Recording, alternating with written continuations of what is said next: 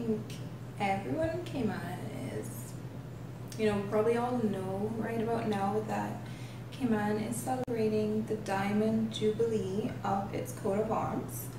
Doing the research, and like one of the documents that I was reading said, our coat of arms represented our transition from the difficulties of previous life in the Cayman Islands for those Caymanians who decided that regardless of the struggle, regardless of how difficult it was, regardless of having to dig wells by hand, regardless of not having running water, not having electricity, how hot it was, the risks of hurricanes without satellite, they had to really do with what we had. Cayman, despite the fact that we had lots of fish and at that point we had a lot of turtle, so our natives learned how to use all of the natural resources that they managed to find on the island. But just like now, they relied heavily on importation. So that is where the relationship between the Cayman Islands and Jamaica was cemented. We were a dependency of Jamaica, and I think that most people in the Cayman Islands are familiar with that concept, familiar with that historical aspect, I should say. But one of the other things that I think that we have to remember is that we were a dependency of a dependency at that point. So we were really far down the food chain, and one of the things that gave us that recognition and made our people realize that as far down the line as we are, our mother country, or the United Kingdom, recognized us by allowing us to have our own national symbol of identity, which is our coat of arms.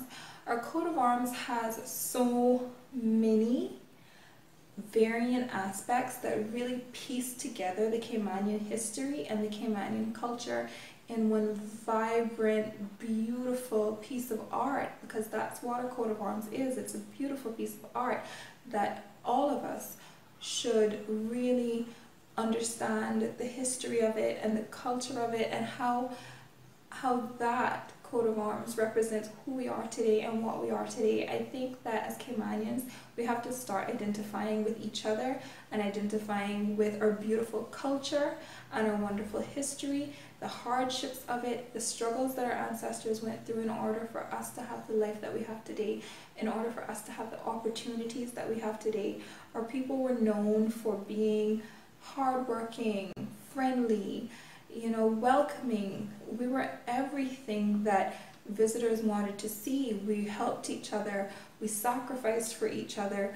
We were always there. Everyone was like family. We looked out for each other's children. We looked out for each other's kids. It wasn't just me, me, me. And that's what we're getting right now.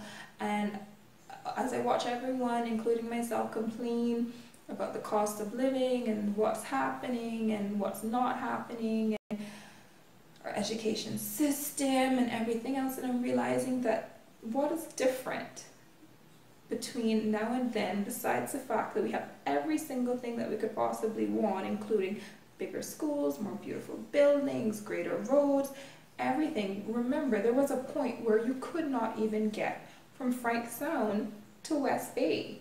There was a point that there was no Frank Sound, There was a point when Northside was completely cut off from the rest of the Cayman Islands to a certain degree. There were no cars, and our people made do with that. Our ancestors did what they had to do in order to survive, in order to give us everything that we have right now.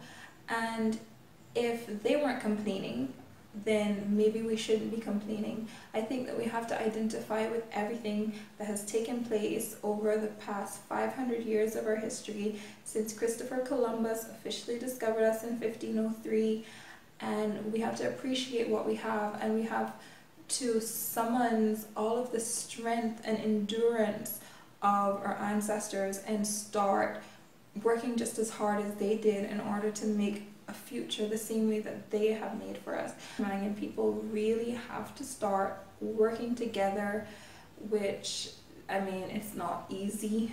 Obviously, we have all gotten a lot of differences.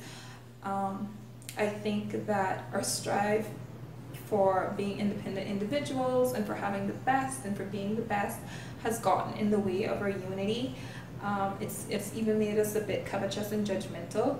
Obviously, this is an issue that we all talk about, but back to our coat of arms. So we all know our coat of arms, right? It is an absolutely beautiful, majestic piece of art that I really think that we have to stop and appreciate where we came from and understand where we're going. So of course at the very top, we're all familiar with the pineapple, and the pineapple represents Cayman's ties with Jamaica.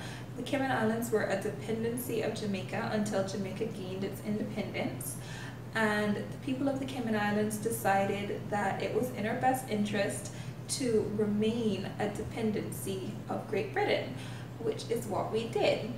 Prior to all of this happening though, we had a very forward-thinking and quite generous individual that came and took on the position of what we would now call our governor. It was